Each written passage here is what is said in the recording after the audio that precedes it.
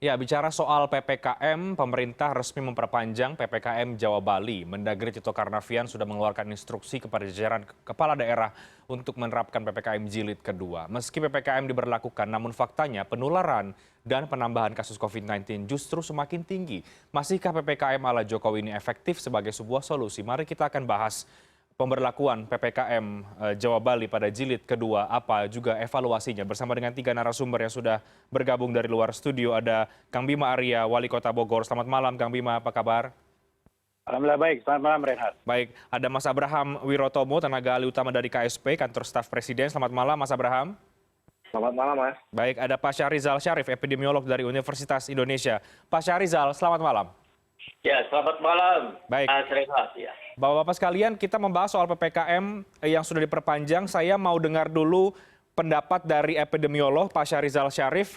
Ini sudah jilid kedua, Pak, tapi kita lihat kurvanya belum juga membaik, positivity rate justru sangat tinggi. Dari jilid pertama, misal PPKM ini, adakah yang salah sebetulnya Pak Syahrizal dari penerapan PPKM sebelumnya?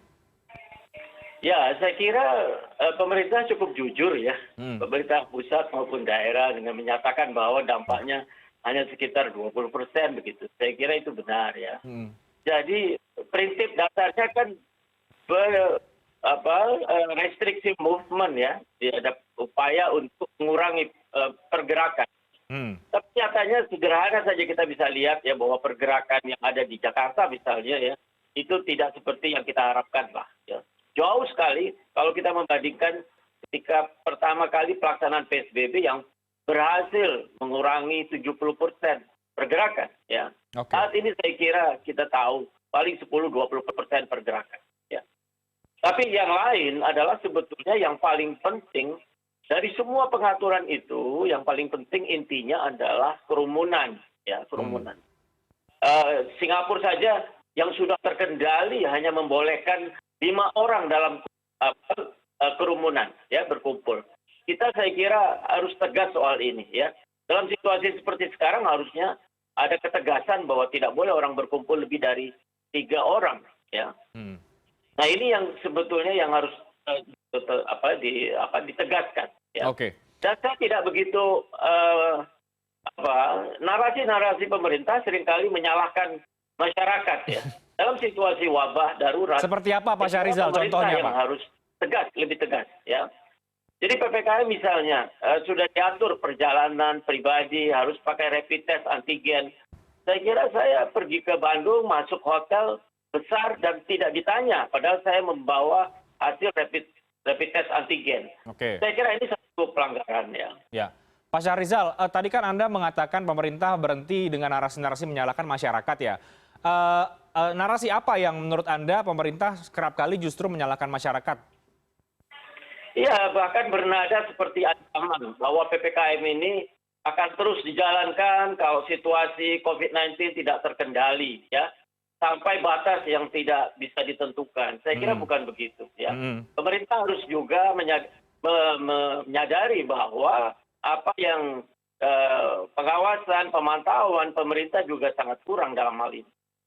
Oke, saya ke Mas Abraham sebelum ke Kang Bima Arya. Mas Abraham, perlu dijawab ini Mas, bagaimana pemerintah kerap kali melontarkan narasi menyalahkan masyarakat begitu, daripada kemudian melakukan juga tugas untuk 3T misalnya. Apa yang ditekankan tadi oleh Pak Syahrizal, epidemiolog dari UI. Silakan Mas Abraham, mungkin ada tanggapan. Ya kami tentu saja tetap mengucapkan terima kasih ya atas apapun pandangan yang ada, kritik kepada pemerintah. Namun saya ingin menegaskan bahwa dalam rangka untuk bisa melewati pandemi ini, pemerintah tidak bisa bekerja sendirian. Sebenarnya maknanya di situ. Jadi yang harus memakai masker itu bukan cuma masyarakat, tapi saya juga harus pakai masker, Mas Reinhard juga pakai masker. Jadi yang ditekankan adalah butuh kerjasama seluruh elemen bangsa supaya kita bisa melewati pandemi ini. Lalu soal pemantauan, kita pantau.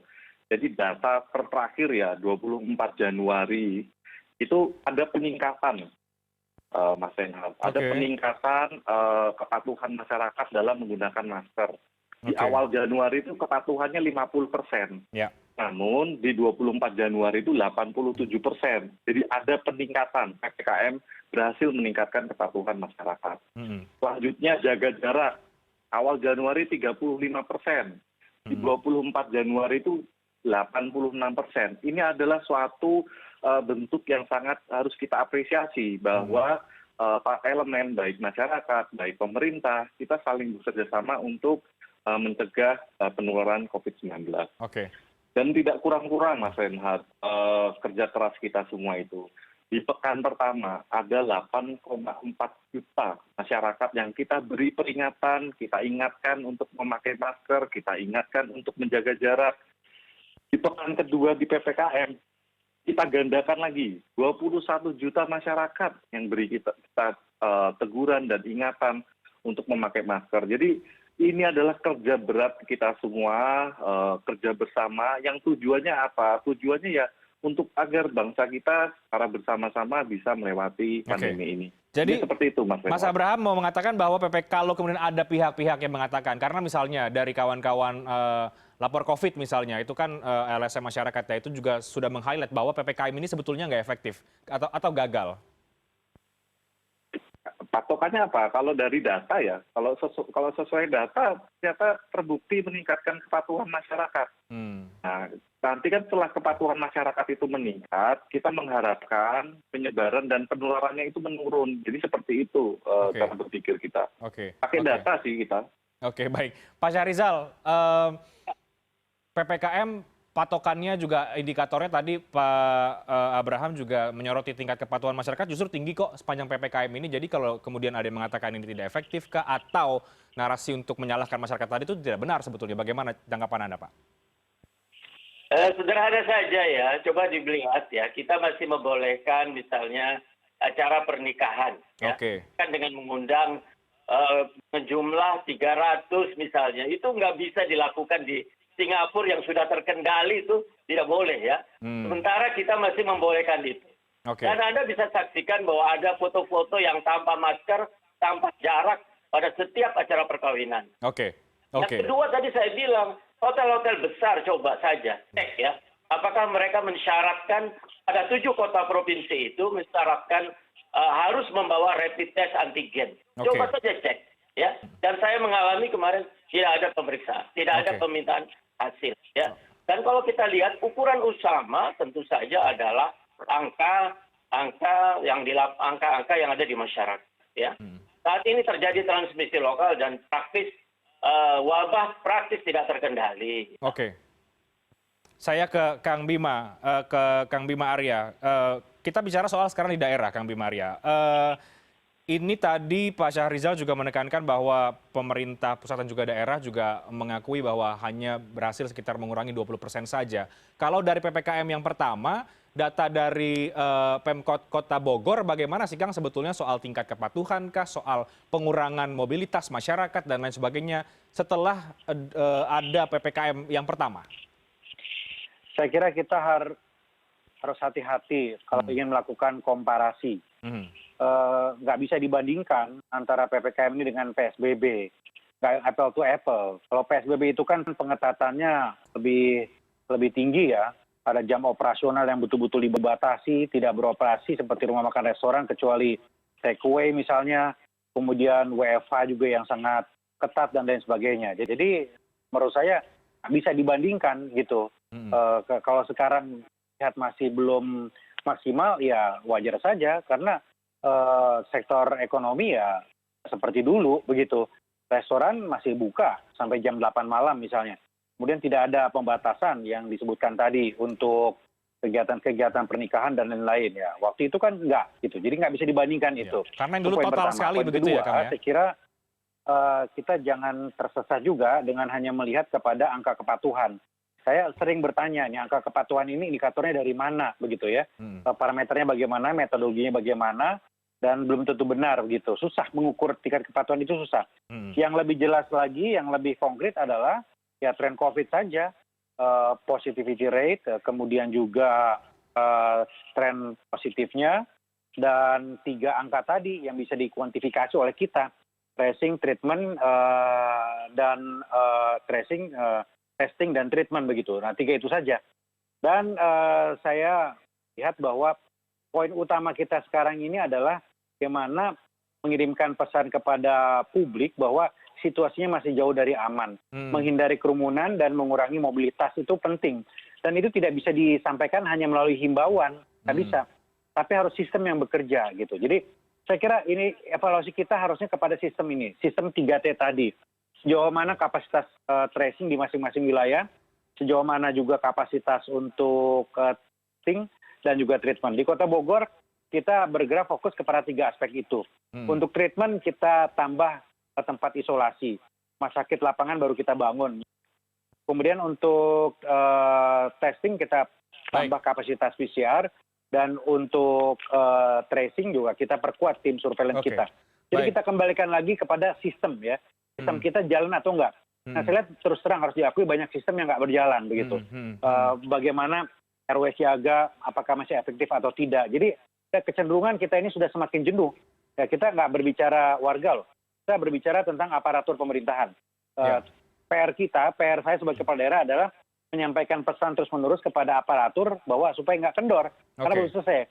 Jadi kita kemarin launching isi RW, kepedulian isolasi dan sebagainya. Jadi kita harus pastikan bahwa sistem ini berjalan. Nggak cukup hanya dengan himbauan-himbauan. Baik, nah Pak Wali Kota, artinya di PPKM jilid kedua yang mulai besok, itu apakah akan lebih sulit tantangannya atau seperti apa? Karena kan kita lihat poin-poinnya meskipun tidak berbeda secara signifikan dengan yang pertama, tapi ada sejumlah pelonggaran. Nah ini bisa juga kemudian menjadi celah nantinya, menjadi celah justru menambah kasus. Tapi dijawabkan nanti ya, Pak Wali Kota. Akan lebih jelas, apakah betul dampak liburan atau kelemahan sistem. Kalau ternyata trennya terus naik, berarti ini bukan lagi dampak liburan kemarin. Ini adalah sistem kita yang nggak efektif, nggak berjalan. Harus kita uji lagi semuanya. Bagaimana dengan kapasitas surveillance? Bagaimana kemampuan kita untuk mendeteksi kontak erat? Apakah rasionya terus kita perbaiki ya? Minimal 1 positif di list untuk 20 kontak erat misalnya. Kemudian kapasitas PCR-nya bagaimana? Bisa nggak dalam hitungan jam? Di setiap daerah indikatornya bagaimana? Jadi saya kira sekarang penting kita untuk melakukan pemetaan terhadap capaian di angka-angka terkait dengan 3T tadi. Di situ kita akan lihat bahwa sistem ini berjalan atau tidak. Tapi kalau saya memilih untuk tidak melihat penyebabnya sebagai liburan, tapi penyebabnya adalah sistem kita yang belum efektif dan belum maksimal. Baik. Kang Bima Arya, tahan di sana. Apakah ini karena liburan, apakah ini karena sistem tadi? Silakan dijawab nanti atau ditanggapi Pak Syahrizal, dan juga saya akan ke Mas Abraham nanti juga bicara kalau soal data, sebetulnya PPKM juga ini kan masih belum mampu menekan angka penyebaran COVID-19. Nah ini bagaimana? Apakah PPKM masih menjadi opsi paling rasional yang bisa disarankan oleh Presiden Joko Widodo di masa pandemi ini? Kita bahas di segmen berikutnya. Kami akan segera kembali sesaat lagi. Pak Syahrizal, mengelaborasi tadi yang disampaikan oleh Pak Wali Kota Bogor, ini sistem atau karena libur panjang kemarin sehingga kita masih saja berkutat dengan angka-angka yang masih tinggi untuk penambahan kasusnya? Ya, saya kira saya senang sekali Pak Arya bicara seperti itu ya, karena pertama tes saja dulu. Pemeriksaan spesimen kita tetap saja paling rendah ya, antara 6 negara besar di dunia misalnya, negara paling besar ya. Per 1 juta kita masih sekitar 32.000 ya. Bahkan Pakistan saja bisa 34.000 ya, sementara India dan Brazil di atas 100.000. Jadi artinya kalau kita punya kapasitas seperti India saja atau Brazil, saya kira angka kita akan 2,5 juta sampai 3 juta ya. Kalau kita menggunakan itu. Nah, pemeriksaan spesimen kita lihat ya, kapasitasnya tidak stabil, kadang bisa mencapai 70.000, kadang 40.000 ya. Jadi ini saya kira juga ada persoalan koordinasi data pemerintah daerah ya. Nah, soal tracing ya. Saya kira kita tahu WHO menyatakan 1 konfirmasi, 1 rasio 30. Saya kira terlalu berat. Tadi Pak Arya bilang 1 sampai 20. Tapi coba kita lihat di lapangan ya. Banyak sekali kasus-kasus konfirmasi tidak dilakukan tracing oleh petugas kesehatan yang ada baik di puskesmas maupun di dinas ya. Paling nanti di tracing diperiksa hanya keluarga saja, 4 sampai 5 orang ya. Saya kira ini sesuatu yang harus ditingkatkan. Tapi kalau Anda melihat secara keseluruhan, apakah sebetulnya kita sudah bisa menangani krisis akibat pandemi ini, baik krisis kesehatan, kita coba fokus di kesehatan deh, karena kemudian ekonomi adalah isu yang lain lagi. Tapi kalau soal kesehatan, apa kita sudah bisa menangani pandemi ini, krisisnya, Pak Syahrizal? Ya, tentu pertama tadi ya bahwa besok kita akan mencapai 1 juta kasus. Ya. Dunia akan mencapai 100 juta kasus ya. Nah, dengan 1 juta kasus itu beban aktifnya kurang lebih 160 ribuan ya dengan kapasitas bed yang disarankan ya taruhlah 30%. Saya kira ini tantangan besar sekali ya. Tetapi yang kedua sebetulnya ingin saya soroti walaupun saya tidak tahu apakah ini isu apa tidak di sini, tetapi soal vaksin ya.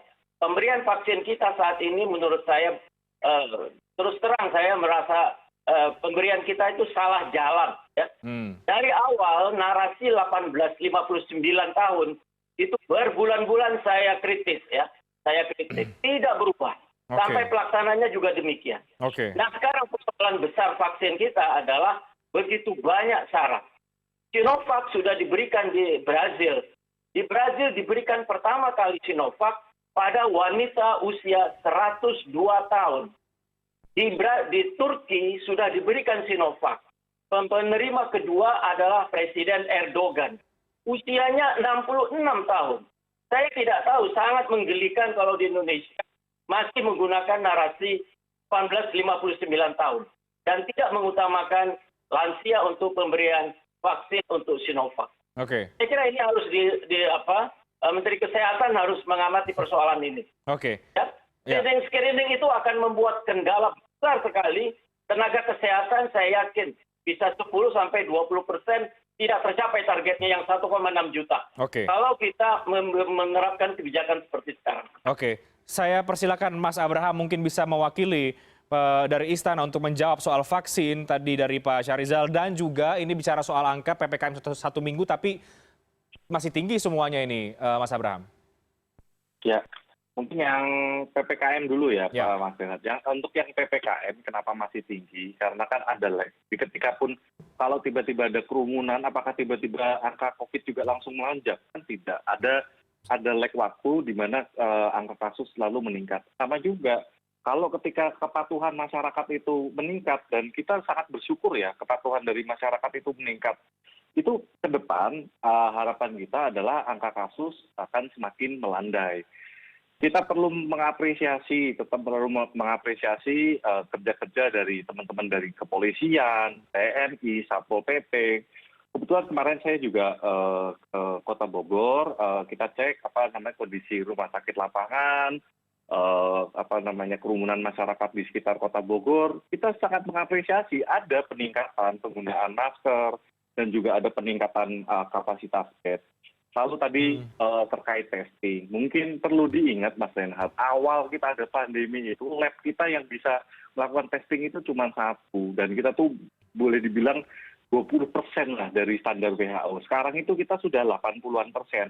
Harapannya itu memang jadi 100%, tapi kan kita butuh waktu, perlu kerja untuk bisa mencapai target yang sesuai yang diharapkan oleh banyak pihak. Mengenai vaksin terkait untuk lansia, kita sih ngikut dengan otoritasnya ya, nanti di mana dari BPOM dengan dari Kemenkes seperti apa, karena saya yakin pakar-pakarnya ada di sana. Selanjutnya vaksinasi ini kan kita pantau seperti apa, dampaknya seperti apa. Nah, dari hasil pantauannya itu nanti akan menjadi evaluasi bagi kita untuk kelanjutan vaksinasi ke depan. Dan saya perlu mengapresiasi, ini izin catatan Pak Wali Kota. Kemarin kami juga saya puskesmas di Bogor sudah siap, nakes-nakes juga sudah dapat vaksin. Ya, kita sangat mengharapkan 3T, 3M plus vaksin ini akan menjadi langkah kita ke depan untuk bisa melewati pandemi ini. Saya ke Wali Kota Bogor, Kang Bima Arya, silakan Kang Bima boleh menanggapi, termasuk juga soal ini, Kang. Ada catatan juga dari teman-teman yang bergerak di mengawal kasus COVID-19 di luar pemerintah. Ini catatannya misalnya soal begini, pelanggaran di tempat publik itu 37% di acara pernikahan misalnya ataupun pasar malam. Nah, dari yang sudah seminggu ini pelanggaran yang terjadi, misalnya di Kota Bogor saja, Kang, ini kebanyakan terjadi di mana dan bagaimana pengawasan terhadap pelaksanaan PPKM selama 2 minggu terakhir?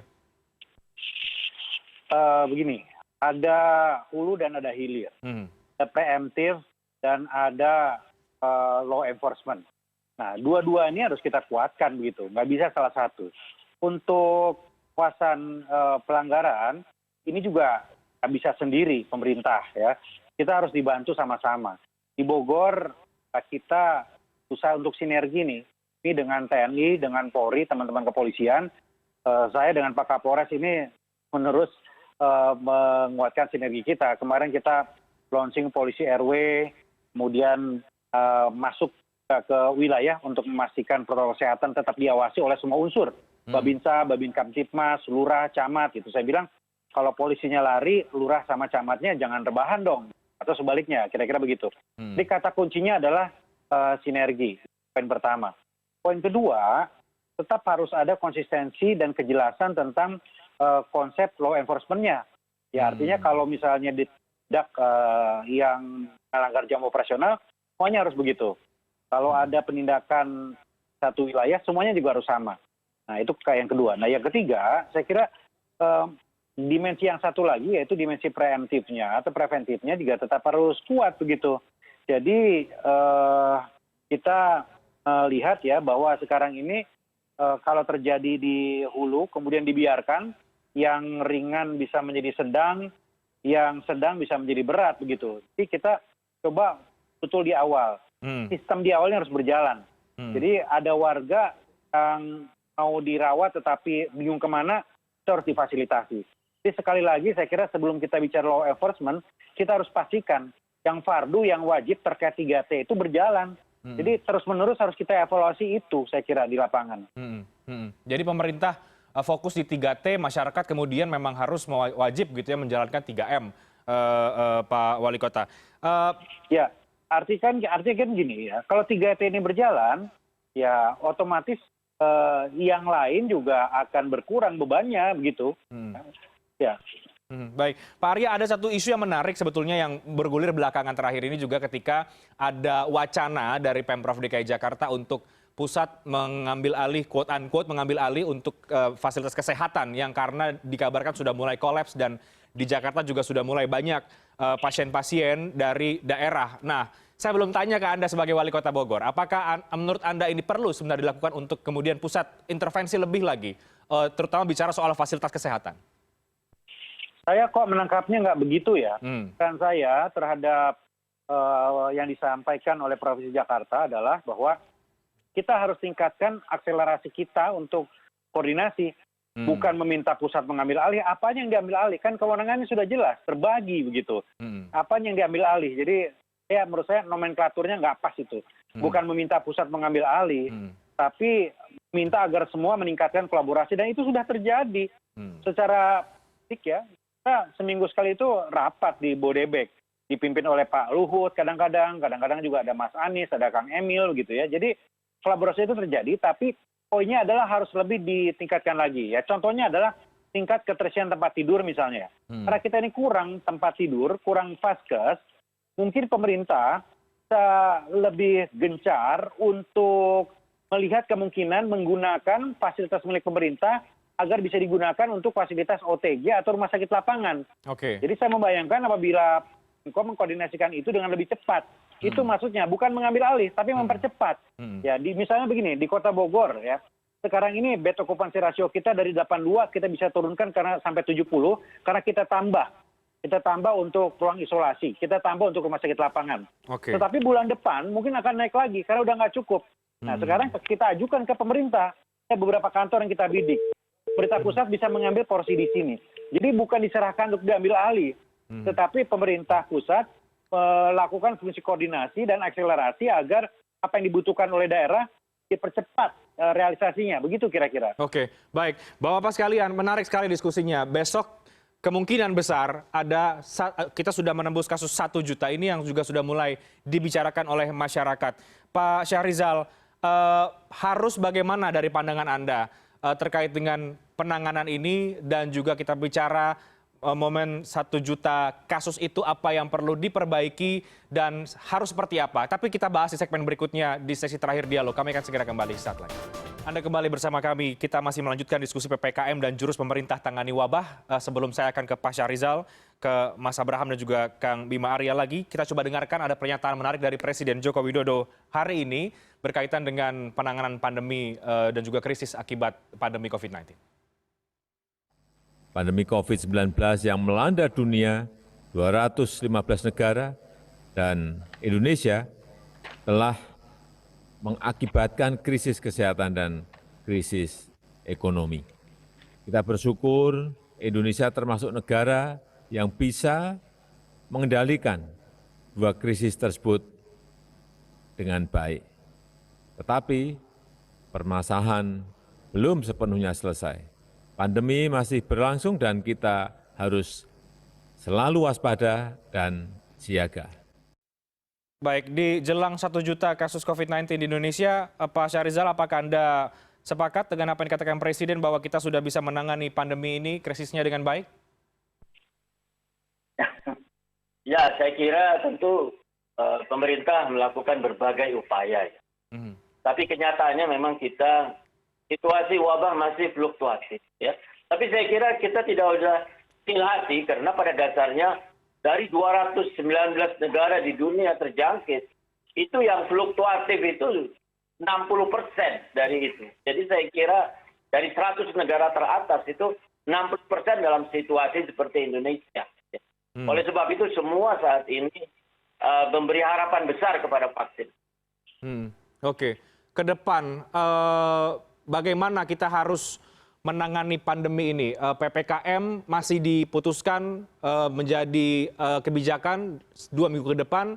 Apa highlight Anda, apa yang perlu ditekankan, diperbaiki setelah dari yang pertama? Singkat, Pak Syahrizal. Iya, tetap saya menggarisbawahi bahwa tujuan keseluruhannya itu yang terpenting itu adalah menjaga sampai ada kerumunan. Ya. Itu 3M pada masyarakat, 3T pada pemerintah harus ditingkatkan. Ya.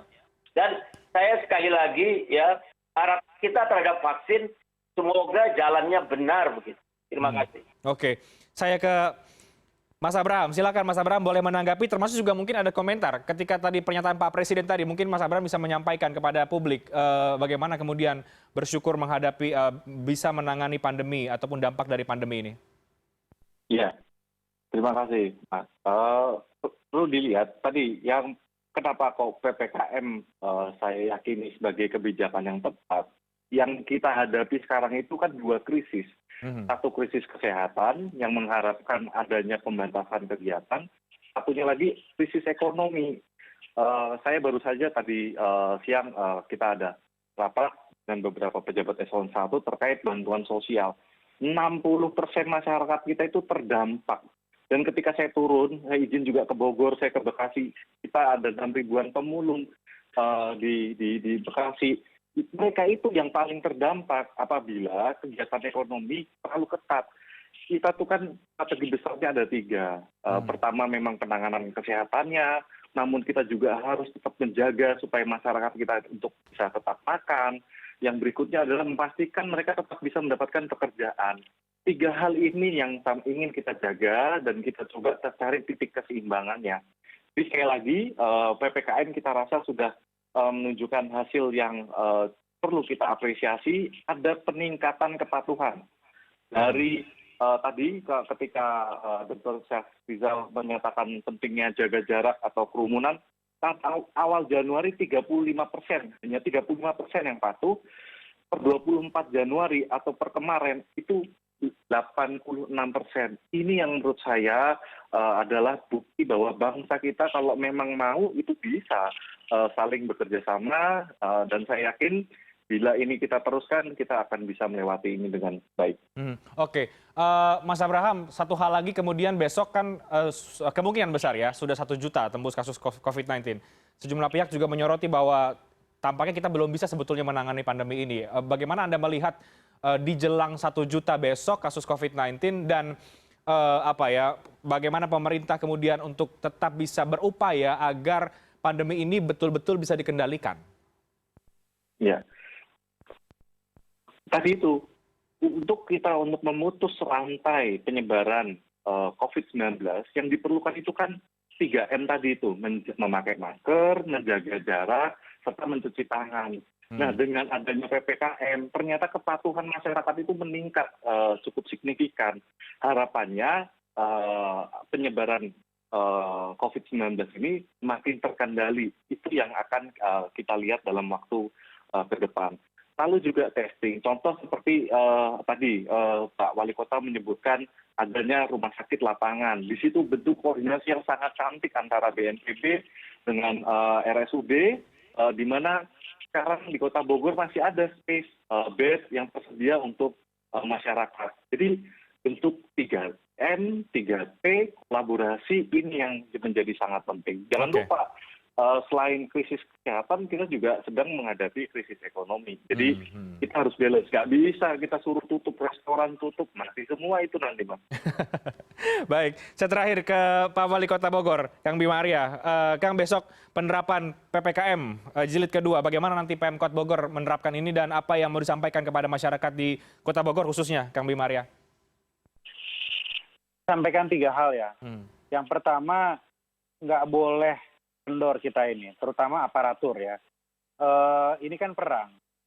Endurance kita ini menentukan, daya tahan ini menentukan. Nggak boleh bosan, nggak boleh jenuh.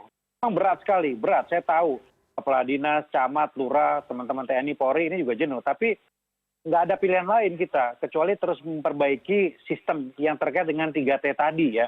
Nah, hari ini yang sangat krusial adalah treatment. Kita harus pastikan tingkat keterisian tempat tidur. Jangan sampai rumah sakit kolaps. Itu paling utama.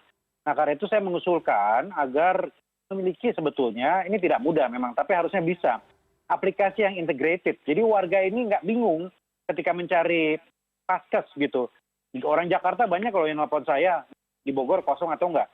Nah, kalau ada aplikasi yang integrated, nah ini saya kira yang bisa dilakukan oleh kementerian. Jadi itu poin pertama saya. Kedua, kita harus selalu evaluasi secara rutin tentang tren yang ada. Sehingga kita bisa melakukan kebijakan antisipatif ya, buka tutup ya, longgar perketat tadi. Dan menurut saya nggak apa-apa, karena di negara-negara lain pun begitu. Kadang ketat, kadang longgar, begitu. Itu situasional, tergantung trennya seperti apa. Di Korea diperketat lagi misalnya, di Australia, di negara bagian Victoria diperketat lagi ya, kira-kira begitu. Ini harus rutin begitu. Dan kalau misalnya harus diperketat ya kenapa tidak begitu. Itu poin kedua. Poin ketiga, saya usulkan ya kepada pihak yang memiliki otoritas dalam memberikan nomenklatur, ya sebaiknya kita nggak usah gonta-ganti karena warga itu bingung. Mereka nanya lagi, Pak Wali dulu PSBB, terus ada PSBMK ya, kemudian ada lagi PPMK gitu. Ini warganya bingung gitu. Jadi sebaiknya istilah itu nggak usah berubah-ubah, tapi penekanannya saja yang agak berbeda, ya poin-poinnya saja. Ya, saya kira begitu. Dan yang terakhir, kita harus konsisten mengirimkan pesan bahwa ini situasi masih darurat, jauh dari aman. Waktu saya dirawat, yang dinyatakan positif hitungan jari, dalam 1 hari 1 orang, 2 orang gitu ya. Tapi kota itu sepinya minta ampun. Nah sekarang ratusan setiap hari di mana-mana, tapi ramainya minta ampun. Kenapa? Karena ada sense of urgency yang hilang di situ. Jadi yang gawat adalah kalau warga anggap ini seperti flu biasa, jadi bisa terkena dan bisa sembuh juga. Padahal kita nggak pernah tahu kita kena paket yang mana, paket hemat, paket berat. Terima kasih. Ya, saya dan Anda sama-sama penyintas COVID-19, Kang Bima. Jadi kita bersyukur bahwa sampai hari ini kita masih diberikan kesehatan. Nah, setelah terakhir tadi karena Kang Bima Arya juga menyinggung soal banyak istilah ini. Saya juga sepakat PPKM, PSBB apa dan lain sebagainya. Mungkin Mas Abraham bisa menjawab ini, Mas Abraham, bagaimana ini PPKM, PSBB apa ini? Jangan-jangan politis saja atau sebenarnya ada perbedaan atau apa sih, Mas? Ya, ada sebenarnya karena ada perbedaan saja. Kalau PSBB itu pendekatannya lebih bottom up, kalau PPKM itu cenderung bentuk ketegasan dari pemerintah, jadi sedikit lebih top down. Jadi mungkin itu nanti kita coba perbaiki terkait bagaimana komunikasi ke publiknya. Kami catat terkait dengan betul negara-negara lain juga kesulitan. Ingat loh, lockdown itu juga belum tentu solusi. Inggris itu 4 kali lockdown, angkanya juga masih naik. Lalu Austria 4 kali lockdown, angkanya masih naik. Prancis 4 kali lockdown, angkanya masih naik. Nah itu negara yang kaya. Orang kaya itu gampang kalau mau mengurung diri. Tapi kalau yang masih ada kelompok yang butuh pemasukan sehari-hari atau per minggu itu nggak mudah. Baik. Itu keseimbangan itu yang penting. Baik, tugas kita bersama untuk mengingatkan kembali ke masyarakat bahwa menghidupkan kembali sense of emergency yang tadi Kang Arya Bima sempat sampaikan, sense of crisis juga bahwa ini kita masih menghadapi pandemi yang belum usai. Semua pihak tengah berusaha untuk yang terbaik. Terima kasih banyak Kang Bima Arya, diskusi yang sangat menarik. Mas Abraham, terima kasih banyak. Pak Syahrizal Syarif, terima kasih untuk malam hari ini diskusinya. Ya, terima kasih.